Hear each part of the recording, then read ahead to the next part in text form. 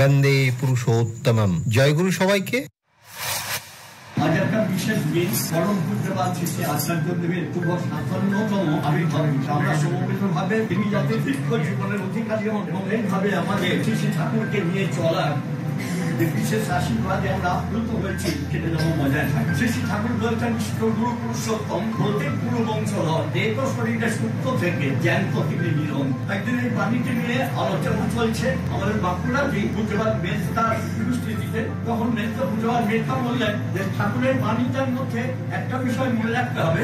তিনি বলছেন জ্ঞান্ত তিনি নিরন্তর, তার মধ্যে তিনি জ্ঞান্ত থাকবেন যে তাকে জাগিয়ে রাখতে পারেন। আচ্ছা, আচার্যদেবের মধ্যে আমরা তাকে দেখতে পাচ্ছি, তিনি তাকে জাগিয়ে রেখেছেন। তার বংশধর তো অনেকই আছেন, কিন্তু তার মধ্য দিয়ে সকলের মধ্যে সমানভাবে তিনি জাগরিত নন। কিন্তু যিনি তাকে সর্বতভাবে পরিপূরণের মাধ্যমে, কর্ম পদ্ধতির মাধ্যমে, প্রত্যেকটি মানুষের সমস্যার সমাধানের মাধ্যমে আজ দেবকে উন্নীত, তিনি হচ্ছেন সত্যিকারের আচার্য, যার আচরণের মধ্য দিয়ে শ্রী ঠাকুরের বাণী বাস্তব রূপ লাভ করছে, যার কর্মপদ্ধতি অনুসরণের মাধ্যমে লক্ষ লক্ষ মানুষের মুক্তি লাভের পথে গিয়ে যাচ্ছে। আজ তার সেই শুভ দিনে আমরা সবাই মিলে সমবেত ভাবে তার শ্রীচরণে প্রণাম জানাই, শ্রদ্ধা জ্ঞাপন করি। তিনি যেন দীর্ঘদিন আমাদের জীবন পথের প্রতীক হয়ে এগিয়ে নিয়ে যেতে পারেন কৃষ্ণ জীবনে।